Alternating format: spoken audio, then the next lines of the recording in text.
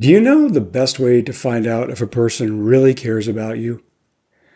They answer your phone call the first time.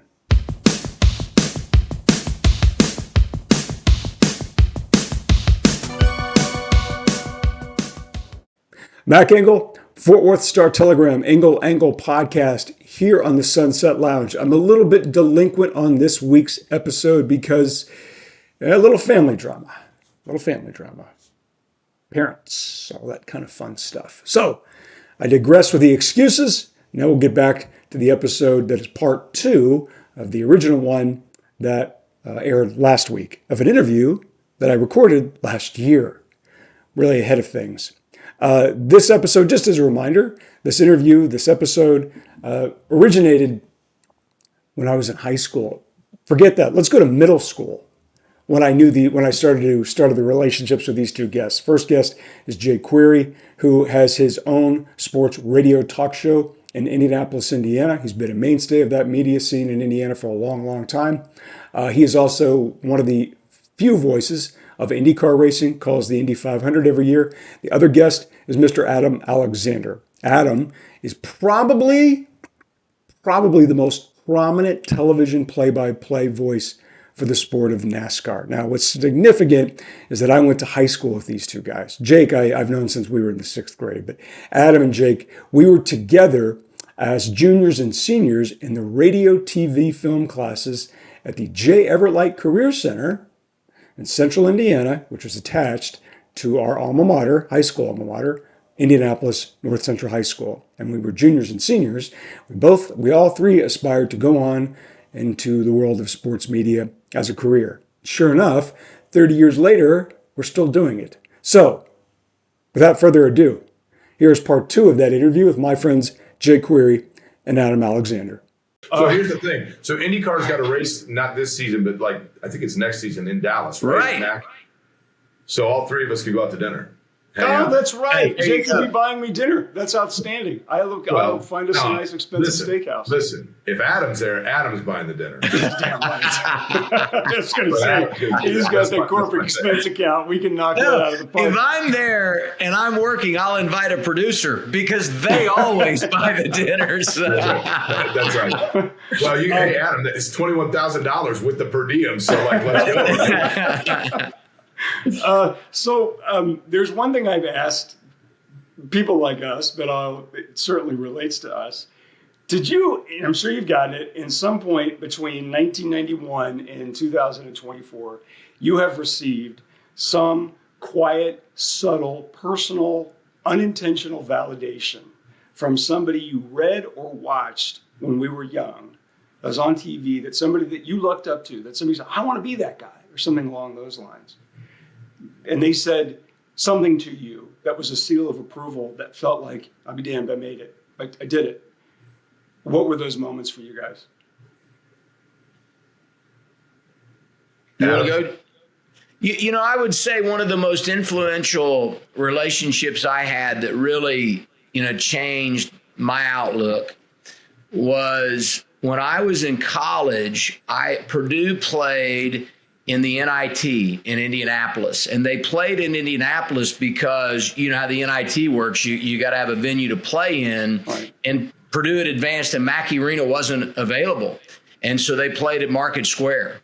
And so I was home from college and my dad's a Purdue alum. And so we went to the game in Indy. My mom and dad and I went to the game. And I ran into Dick Ray, who at the time worked at Channel 8. I guess he was Channel 8 at the time, yeah. Yeah, or no, he might have been 13 at that time. He might have been 13, but eventually he got to Channel 8. Right. So anyway, I asked about internships. And he said, man, we've got a program with IU. Like, I'm not going to tell you can't get an internship with us. If you want to send me some stuff or, I'd be glad to work with you on it. He couldn't have been nicer. So I reached out, did my due diligence, and kind of left it there. And I remember I came home from class one day, and, that was no cell phones and all that, right? And so I had a message at the apartment at Vincennes, and one of my roommates is like, hey, Vince Welch called you from Channel 8. And I'm like, really? And so Vince was doing the morning sports, and he said, hey, look, I don't have anything officially to offer you, but if you want experience and you can come in and do some stuff, I'm all here. I'm here for you. You come do it. So I did. So I would go in the mornings in the summertime, and I would basically be an unofficial intern for Vince. And, I knew how to edit and do a lot of things that most kids didn't know how to do because of all those experiences we talked about earlier.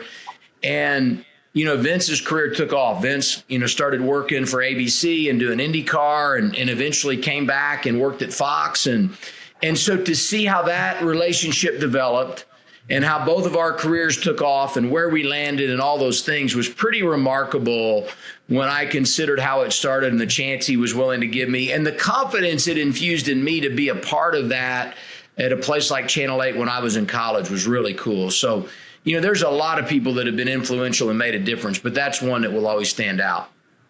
How about you, Jake?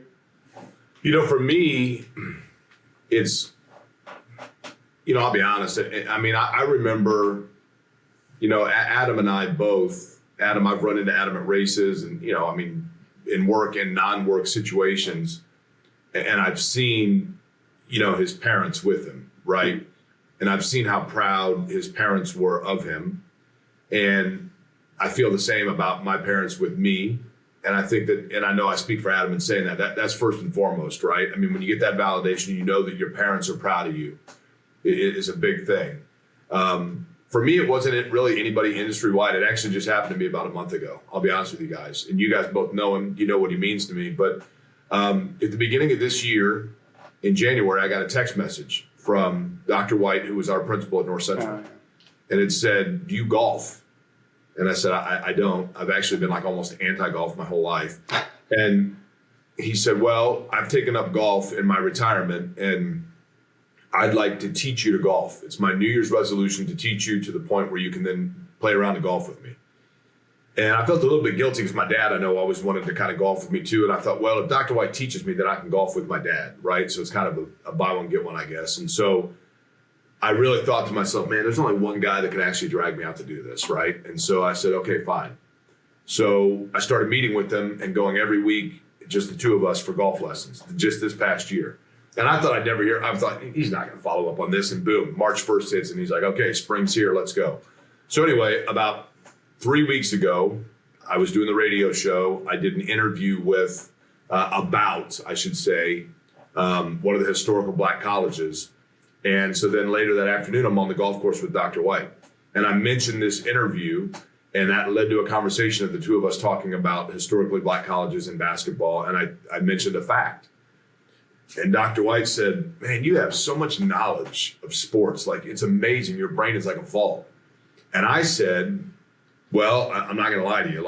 I just have a ton of useless knowledge, but I guess it's not useless because I've managed to actually keep a job by having it. And he stopped the golf cart and he said, no, you haven't kept a job, Jake, by doing it. You've had a remarkable career. And that's the exact reason why I'm so proud of you.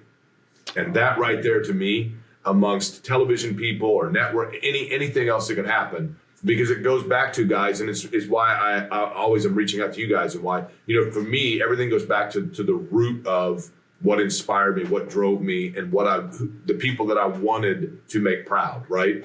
And so I knew what he meant to me at the age of 18, and he means the same to me at the age of 52.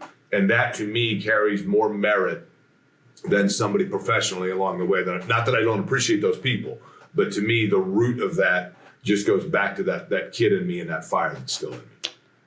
I had a couple, but the one that, Bob Costas left a really nice message for me. And Bob, as my career has changed, the one thing that I wanted to do was really pursue and lean into variety. So I interview anybody, politics, sports, entertainers, anybody. And I have. And I've really enjoyed that part of it. And I've even introduced my daughter to some of that a little bit. Like yesterday, she interviewed the drummer from Judas Priest. That was pretty cool.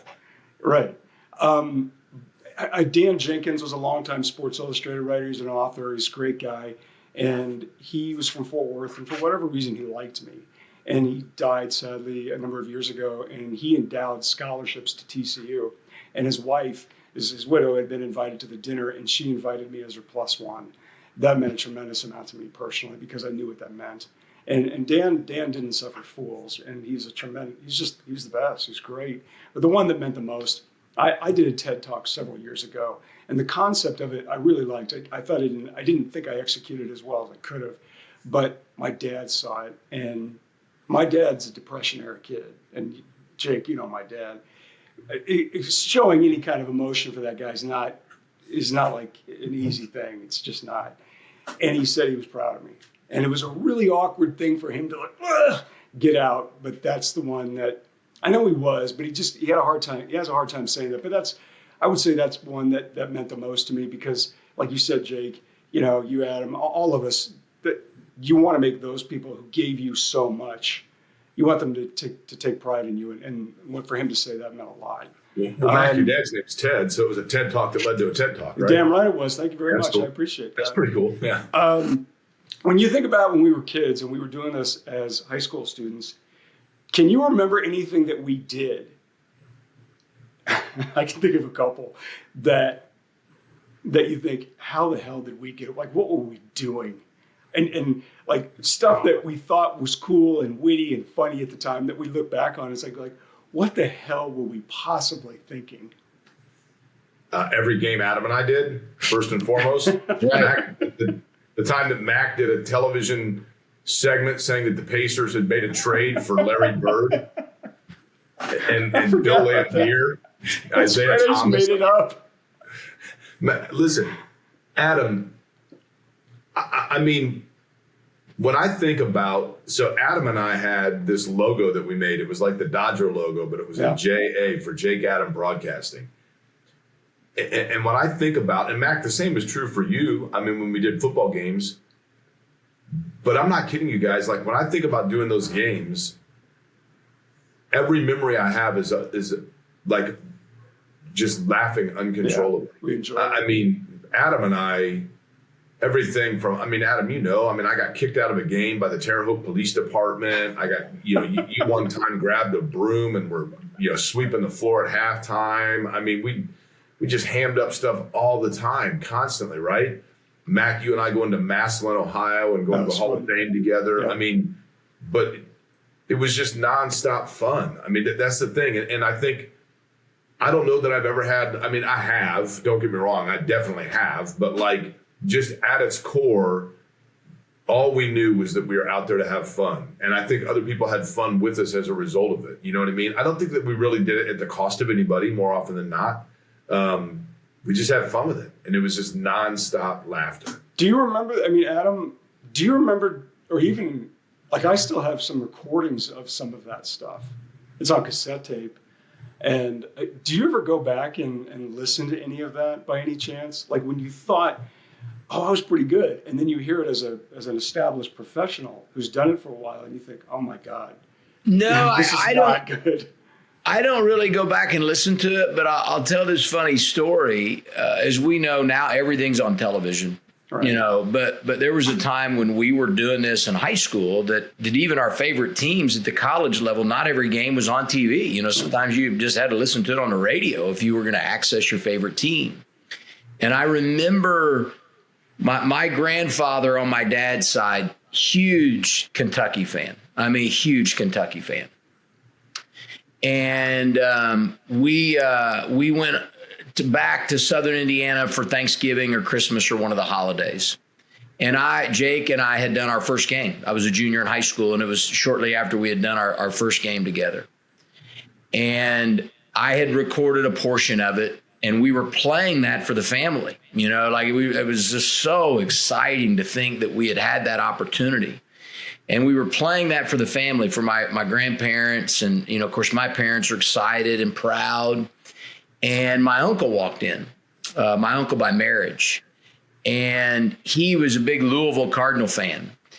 And he hears us all gathered around the kitchen table listening to a game. And he said, must be them damn Kentucky Wildcats. And you know, they kind of shush him like, no, we're listening to this. You know, we don't have time for your nonsense. And the whole time, you know, he believed that he was listening to something at a much higher level than what he was listening to.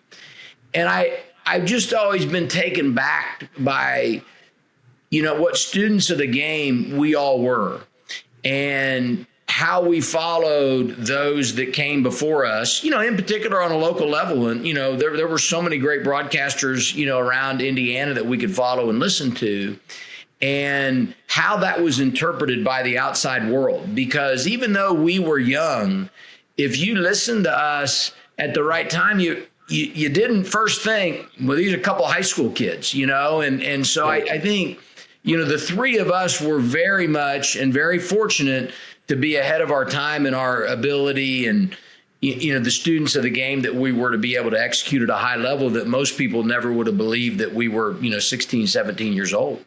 I think all three of us made the other ones better. Totally. In many ways. Adam, it's funny because when you and I did basketball, the one thing I remember so clearly, to your point, was very clearly, if you listened to tapes, I was using jargon that was instituted by Don Fisher because I was an Indiana fan. Yeah. And you would say things like free throw line extended, like Larry Clisby-isms, because you would listen to Larry Clisby. I mean, we had picked up on those things, right?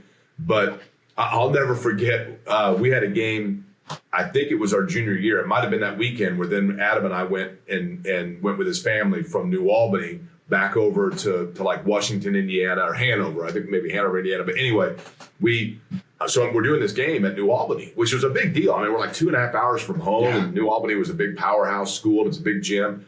So we're down there doing the game, and I had some sort of a strep throat or something earlier in the week, and I was on a medication that I didn't know that I was allergic to. So I had this allergic reaction to this medication. And I mean, like, it was an inflammation of my liver. I'm still to this day allergic to erythromycin. It's listed like on my medical charts. So all of a sudden I just like keel over and I'm like, I can't do this. I got to leave. So I just go find the nursing staff or whatever. And Adam keeps doing the game. And our pro here, Adam, says on the air, my parents are back listening in Indianapolis, listening to the game. And Adam says, well, Jake had a medical emergency and has left, and he's being tended to by the medical officials. And I don't know what the status is, but we'll find out whether or not he's able to come home. And my parents are like, oh my gosh, Jake's dying in New Albany. And I was gone for I think a quarter or so, and I came back. And I don't think I even finished the game. And then we went to your grandparents' house or whatever, Adam, and I had to call my parents and tell them that, in fact, I was still alive. But, stuff like that, man, it was nonstop fun for sure. There was one thing, though, there's one thing that we did together, because I want to speak to this before I ask you the question about what you came up with, Jake. And that was the idea that you guys 100% made me better. 1,000%. Because I thought I was pretty good, and I was pretty good, and I wasn't as good as you guys. Because Adam, I really didn't know who you were. And then when you were doing basketball, I remember I was like, why am I not doing basketball? And then I listened to you both, and I'm like, that's why you're not doing basketball. Because you were really good. And I worked on that, because then I did baseball in the spring, which, obviously it's baseball, it's not that big, but it mattered to me. And one of the reasons I know 100%, like Jake, I knew when I listened to you as a kid, I was like, that's Don Fisher. Don Fisher, obviously, around Indiana is a big deal because he was the voice of the Hoosiers forever. And Adam, and it's a remarkable career. When I heard Adam call basketball, I'm like, I was frustrated, but I did work on it, and because you were good at it, and it really did unintentionally. All three of us got better as a result. And there was one collaborative thing that we did that was Jake's. It was your idea, which was on a random weeknight, we did an imaginary calling of the Indianapolis 500. So when I asked the question about, can you believe we did some of the things that we did, that's the one that I come back to, that I think, how did we do? Because the whole thing was improv, if I remember correctly. It was. But we just made up the Indy 500. We interestingly enough, in that race, because we ad-libbed the whole thing, and we had one guy, I think it was either Didier Tays or Dominic Dobson. We had him critically injured on lap 8, and then he came back and finished 4th. And we're like, how'd that happen? But it was. And wasn't it long? Was it like an hour or hour and a half? No, it was longer than that. So it was the Jake and Adam show, which lasted a total of 9 weeks before it just went off the rails, and then Adam ended up just having to do it by himself. But So it was myself. I mean, obviously the three of us, right? Yep. Chris Love, Yep. who was there, was basically the pit reporter. Right. Mac, you were an intern. Adam, Yep. all three of us were an intern, right? And then Jason Venturi had a keyboard that had a sound machine that sounded like motorcycles. Yep. So Jason Venturi sat next to a microphone and just kept hitting the button for and it was, I still have the tape. It was 2 hours. Adam did an incredible impersonation of Barry Fender Coleman, which if that was released today, there's no way he'd have the job that he has. And so we did this, the gentlemen start your engines, and Jason Venturi was able to create a crash noise. So we crashed out Danny Angaius, we crashed out Mac, but none of us, we had a little sheet where we would write down who was in the top 5, and then we just would throw it to each other. We were all kind of sitting in the same room, and we just made it up as we went along. And Alan Senior won. He beat Rick Mears at the end of the race. And you wiped out Mac. You had AJ Foyt and Eddie Cheever crashed out. And Adam, you were mesmerized by the beauty of Danny Sullivan's car. I still have the tape. It's fabulous. I've maybe listened to it 3 times since, but it was incredibly. I do recall the next day when we went into school, our teachers, who were pretty hard on us at times, came in, and I remember John King saying, "This is the greatest night that this radio station ever had in terms of the sheer creativity and brilliance of what you guys did for 2 hours." And we basically just did it because we just were having fun, right? We just made it up as we went along and had fun with it. Adam, do you remember doing it? I do. Absolutely. Yep. Can you imagine doing that? Can you imagine having the energy to do something like that today? No, but when I do a lot with our interns now at Fox, and try to spend as much time as I can with the younger folks in our industry and those that aspire to get in. And to me, the one misconception about being involved in broadcasting is that I've got to have a job to get experience. And now everyone's got an iPhone, which is like basically a TV studio in and of itself. We obviously never had any of that. But my thing has always been, you can go to any sporting event and act like you're doing it, right? You can watch TV and act like you're doing it. And even though it's not real and you don't have a producer in your ear or whatever, you can gain the fundamentals. And even when I was in college, when I would drive home 2.5 hours from Vincennes back to Indy, I would just make up a game, whether it was Purdue and IU or it was high school teams that I was familiar with their personnel. And, I've told people many times, like now, if you're driving down the interstate, state highway, whatever it is, and you look over and the guy beside you's talking to himself, you assume that he's on his Bluetooth and he's actually not talking to himself. When you have a 1978 Pontiac Bonneville in 1992 and someone beside you's talking to themselves, they are truly talking to themselves. There's no denying that, right? And so I would just call these games and put myself in these situations. And, I just feel like we always had that passion to want to make it, and we couldn't get enough. Even when there wasn't an event to go do, we created one. And so I will never forget the night that we created an Indianapolis 500. That was unbelievable. So fast forward in your life, and now you're actually calling the race that you made up, the race that we watched as kids. And Jake, I know how much this has meant to you, and for you to go on and to be such a huge part of that coverage and that globally popular event has always made me so proud of the fact that you did it. Along with the Indy 500, are there any other events that you have attended and specifically covered, that you thought, holy shit, I can't believe I'm here doing this? Being at the Super Bowl in Indy, just the fact that it was in Indianapolis, but the fact that Mac, I've got sitting behind me here, I don't even know what, you can't even see it. Those are all the credentials that I've accumulated over the course of, I don't even know why I still have half of them, but we've all covered the same things, right? When you get to the point of doing Super Bowls, World Series, Formula One races, Indy 500s, I think all of it, at times you stop and think to yourself, like, what am I doing here? You know what I mean? So there's not one. I've interviewed, for me personally, then I guess it would be this. I've interviewed 3 U.S. presidents. So, how many people can say that they've interviewed 3 U.S. presidents? So I know you interviewed Obama. Who are the other 2? Obama and then both Bush. Obama, Bush, and Hillary Clinton. So I guess she was not president. She was running for president. So 2, and then 1 that was on the ticket to aspire. But in Hillary Clinton, I did on CNN, which was pretty cool. Oh, that's great. Live at the time. But I did George Herbert Walker Bush. I've interviewed 3 times, and then Obama I interviewed probably 4 or 5 times. So I mean, that alone, just a president in general would probably be it. But Adam, you probably have, just through the Fox umbrella, I would imagine you have some pretty big ones. So, a few things that I will always take with me that will be very special. We, Fox, when they would have the Super Bowl, we would take all the daily studio shows would go and be live from the Super Bowl the week of the Super Bowl. So we went to Houston and did a week's worth of shows, and we went to Miami and did a week's worth of shows.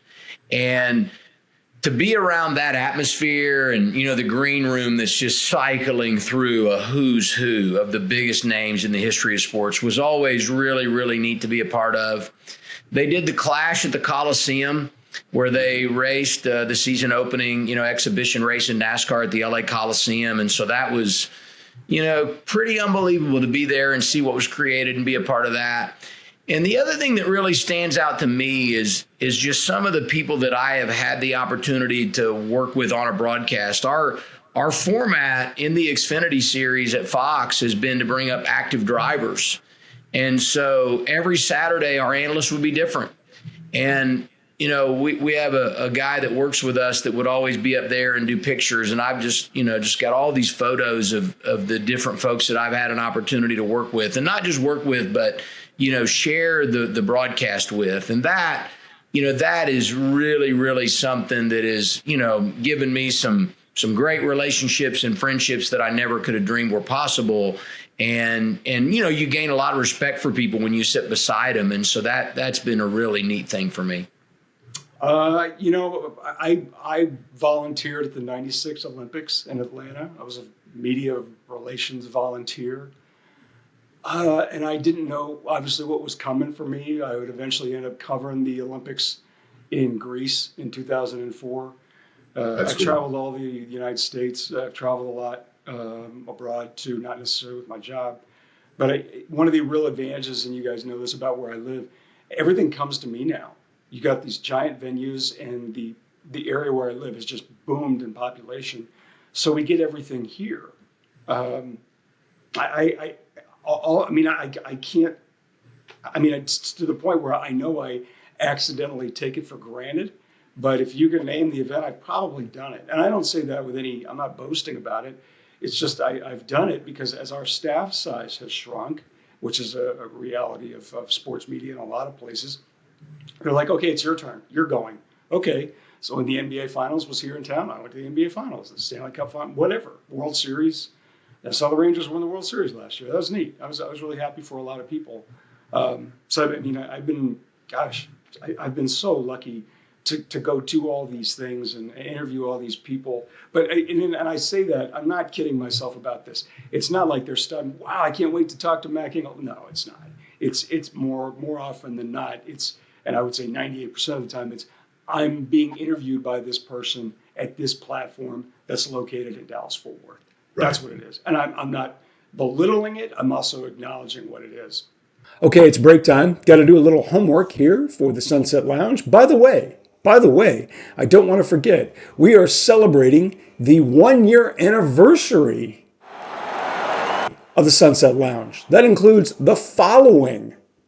All of these shows, by the way, on the Sunset Lounge are free, and the Sunset Lounge has expanded its footprint considerably. You can find us on more platforms now than ever before. But if you want to go to the mothership, go to patreon.com/sunsetloungedfw. All the shows are free. That includes Shippy and Groobs. Boys will make your day with satirical commentary on viral video clips, internet memes, social media, trending topics, sports, athletes, celebrities, and pop culture. Whew. I'm getting faster at that. The Clubhouse featuring Rob, Alex, and Don. Pop culture, sports, movies, wrestling. Angle. Hold your applause. Beer 30 Sports O'Clock. Ziggy is now in his element as football season is beginning. We're not there yet. Technically, it is still fake football season because preseason games are garbage. College football season starts in 2 weeks, by the way. NFL shortly thereafter. Al Maximo. This is our Spanish-speaking language show featuring Mr. Victor Villalba, the Spanish voice of the Dallas Cowboys, Los Vaqueros. and the Dallas Mavericks, as well as Mr. Carlos Nava. And it's very important to note, we were joined by, the Sunset Lounge has been joined by one of the most formidable, credentialed, esteemed members of DFW media ever to exist. Mr. Norm Hitzges has his own podcast now on the Sunset Lounge. And, of course, save the best for last, Mr. Mike Reiner's your dark companion. Mike Reiner is getting ready to celebrate his 35th birthday. Again, all shows on Patreon are available on patreon.com/sunsetloungedfw. One more thing. The Frisco Rough Riders minor league baseball team in Frisco, Texas has about a month left. I shortchanged the length of their regular season just a little bit. They have about a month left of Frisco Rough Riders baseball games. So just a reminder that your dark companion and the gang of the Sunset Lounge will be at Frisco Rough Riders Thirsty Thursday games throughout the remainder of the regular season, just like we have been all season long. And with our special code, you can join us and have a little bit of fun out there too. Frisco Rough Rider games, by the way, are great games and a great night out. With our special code, you can get a ticket preloaded with $6. It's good towards your first Thursday drink, but we're not going to press any drinks on you. It's not that kind of peer pressure. You can use it at the concession stands if you want. Go to ridersbaseball.com/specials, ridersbaseball.com/specials, and use the following code. Let's Ride 25. That's Let's Ride 25, LETSRIDE 25 to access this offer. Join us for a drink, not necessarily a drink, in the Bull Moose Saloon as the game begins. You might be able to see us in the lazy river, hopefully not drowning, or maybe just spot us in the crowd looking for work. That's every Thirsty Thursday home game. Thirsty Thursdays, quench your thirst on Thirsty Thursdays with your dark companion, the Sunset Lounge. And now, back to Jake and Adam. What advice, because you've worked with young people, I've taught college classes, so working with young people, you're the older veteran now. What advice do you give to them as they sit here and contemplate trying to pursue this line of work? So I've always given this speech of the 3 V's.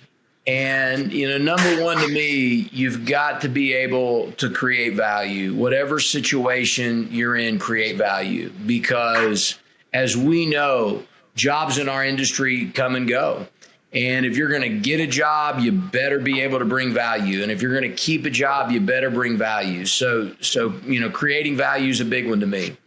Being versatile. I can't tell you what being versatile does in our industry, whether it's the ability to write stories and host shows, or if it's the ability to report and do play-by-play or studio and play-by-play, whatever your version of versatility is. The more you can do, the more versatile you are, the more opportunities you create, the more value that you bring for yourself. So value, versatility. And the last one is don't be afraid to be vulnerable. I've done a lot of things over the years that I wasn't qualified to do. And someone said, we need you to do this, or would you give this a shot? And because I was willing to be vulnerable and take a shot, I learned a new skill. I met a new person, whatever the case might be. And it's some of that that has helped me lay a foundation to do some of the things that I'm doing that I never could have imagined. So I always give that 3 V speech: value, versatility, and vulnerability. And I feel like if you're open-minded to all those 3 things and you can execute those 3 things, you're going to have the opportunities. And universally is build relationships. It's a relationship business. And I will tell you, we can sit here and talk about talent and great minds and all of the tools that people have. And some of us are fortunate to be blessed with the talents and all that stuff. But if you don't have the skill to build relationships, that's a difference maker, and it's universal. It'll serve you in anything. So that's a real big one for me. I tell Mac, when I speak to young people, I always tell them to have their PhD. And they think that, PhD, right, like you got to go to a lot of college for that. And I said, no, it's an acronym I came up with: persistence, humility. And then the D stands for digital imaging, because that's something we didn't have to contend with. But I tell kids today, your digital image, you're a brand. And so when you go out into the world, the first thing that happens after an interview is they're going to Google you, and they're going to see how you're representing yourself. Because if you're asking to be able to be fortunate enough to represent a corporation, they want to see on your Instagram and your digital imaging and your Facebook and your Twitter and your TikTok and whatever else, stuff that we didn't contend with. They want to see how you are representing yourself to make sure that you're doing it in a professional manner so that they can get an indication of who you are. But I would say also that D could stand for just simply determination. You know, no job that I ever feel like, and do I tell people all the time, there's no job that you should feel like is beneath you. Right. But there's also no job that, to Adam's point, that you should feel like is above you. Test yourself, go outside your comfort zone, but also understand that if somebody's giving you an opportunity, that's where they see your value. And there's nothing to be gained by telling them that if you need to get a next step, then you take whatever is presented before you. Those are great answers. I usually tell them, be honest with yourself about what it is that you want. And if that means you want expensive cars or whatever else, then go pursue what it is that makes those things possible. But if it's other things, and this is what you want to do, say yes. If they say, hey, will you go do that? Say yes. Hey, will you go to? Yes. Just keep saying yes and keep saying yes. And eventually the person who keeps saying yes, they keep asking, hey, will you? And don't be above it. Eventually you will recognize that point, like, I don't want to do this anymore, whatever it is. But be honest with yourself, be sincere in your effort, and say yes, because like Adam and you nailed it, relationships are going to drive it. I know a lot of talented people, a lot. They didn't know the right people. They didn't foster the relationships. This doesn't mean you have to kiss butt or anything along those lines. Go out. Working 9 to 5, that's great. Where you're really going to get ahead is what you do from 5 to 9. And a lot of times that means it's out to dinner, it's playing around to golf, it's going to having drinks, it's being social. And that's when those people, as they start to move around, will give Adam, Jake, me, whomever a call, say, hey, what do you think? And then you might be in a position to say, I don't think that's the right opportunity. And they're not going to just shut you out. They understand that other things have come up. But I would definitely say, make yes your best friend. Jake, I know you got to go. So I have one last question to ask, and I could have kept this for another month. In the last 20 years, I have come across each of yours work at varying points. And I know I felt a tremendous degree of pride in seeing Adam, you on television, calling a college football game. I'll never forget it. I'm just channel surfing. I'm like, oh my God, there's Adam. And now I see all the time on auto racing coverage. I'm used to it. Jake, there's so many times I've come across your work that I'm numb to it, or family and members in Indianapolis say, hey, I heard Jake or whatever else. And I feel so much pride in it. Have any of you guys come across my work, your work, the others' work, where you had a moment like, I'll be damned, they did it? Oh, I think for me, well, first off, I've never really said this, but I think one of the things that I appreciated was early in our careers, I think I was envious of Adam because, I was still trying to finish school, and Adam went right for it, right? And started opening doors up right away. And I was so competitive. And it was really hard for me. There was this dichotomy in me emotionally because, here's a guy that is basically one of my best friends. I'm in his wedding. And my mom still has the picture on her mantle of Adam's wedding because his infant nephew pulled the fire alarm and the fire department showed up, and we took it, and I'm like, we got to get a photo. And so we got a photo of us with the Evansville Fire Department up on the altar. My mom still has it at my parents' house. But that was hard. I had to realize, and I think it was a lesson of about maturity and friendship for me, that I had to set aside that envy and instead replace it with a pride of what Adam was able to do. Yeah. And I think once I released myself of that, that's when really things opened up for me. So, I've always appreciated that it forced me to learn that lesson that some things are more important than competition, and I've always been grateful for that. But, for you, Mac, to get back to that point, when I see the stuff that you have to put up with as a columnist, because your job is to put your opinion out there and then have it critiqued and shredded. And, the books that you've written, one of the great going back to your question earlier, Mac, one of the real compliments for me, real compliments, that meant everything in the world to me. You wrote a book, and you sent me the book, and you wrote inside of it. And inside the book, you probably don't remember what you wrote. I don't. But you said, like, to my friend Jake, who has more talent than I'll ever know, which is not true. No, but it's it's a true. kind thing to say. That. And I couldn't write. I mean, you've written several books, but so yeah, seeing like I said earlier to start the conversation, the fact that you're in a top 10 market, that you went into that with no connection, no footprint, nothing, and you've made yourself a recognized staple and voice of that market, to me is as impressive as anything that anybody could have laid out for us in 1990 at North Central High School. So obviously, Adam and I both are aware of what you've done. Adam's ubiquitous within the world that I'm in, so obviously I know what he's done. But to me, Mac, that's been far and away the most impressive. Now, and then I'll let Adam answer, but I have to show you guys this, and I mean this sincerely. 4 years ago, I guess, coming up here in October, when I got out of the hospital, I had a health scare, and I got out of the hospital, and I thought, oh my gosh, I almost died, and my parents would have had to go through all my stuff. And so I spent like 6 weeks doing nothing but cleaning out everything that I owned to downsize it so that people, I wouldn't embarrass myself if I died. So I'm not like some sort of a hoarder by any stretch, because I got rid of like 60% of my possessions. But these two things made the cut, okay?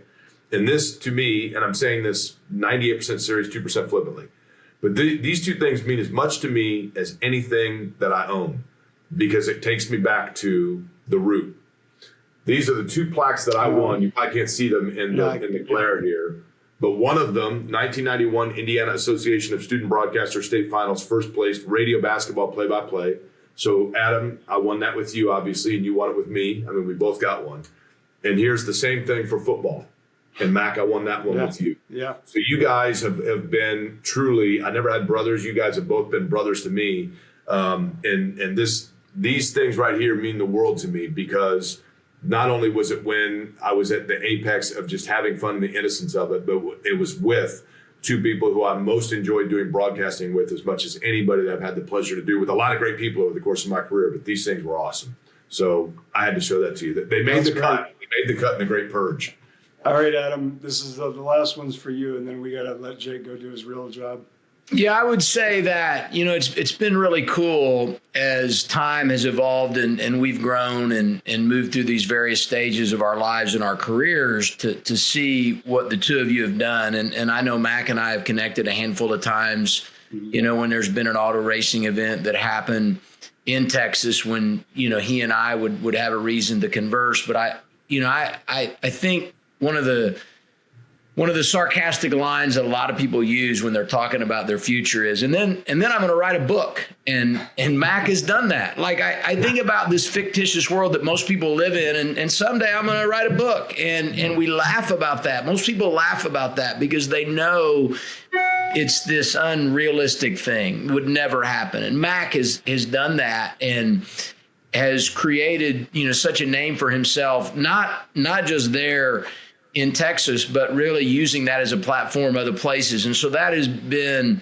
really cool to watch. And I would say, when it comes to working with Jake, and I've noticed this a lot in our business, you don't know what someone is capable of in our business until you've sat beside them.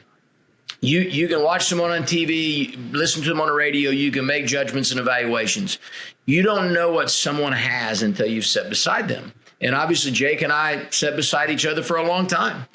And I knew then, and I hear it and see it now when I come across Jake's work, the immense talent. Jake has got this remarkable ability. I've shared it with other people. I'm blown away by it. I was dumbfounded by it then. I'm blown away by it now, and even the experiences we've had on this podcast today. And so I have a high level of respect for both of you, but I also want to put into perspective, there's a lot of people that try to advance and they can't. It's hard. It's unrealistic for most people to make it to a certain level in our industry. It's just difficult. And it's twofold. It's it's talent and ability and hard work, but it's also the breaks along the way and the good fortune that has to happen to put you in position.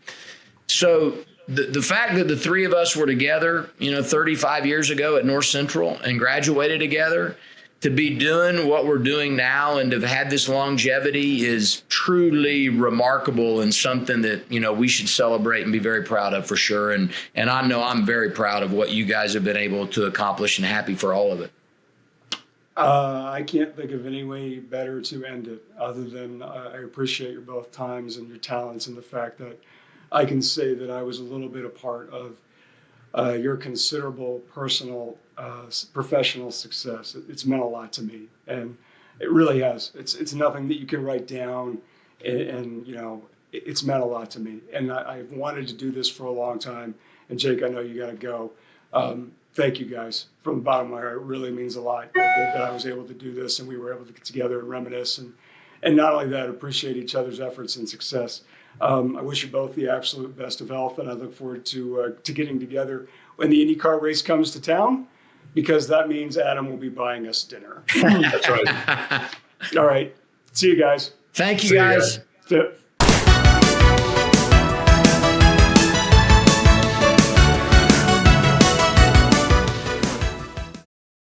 This is a Stolen Water Media production.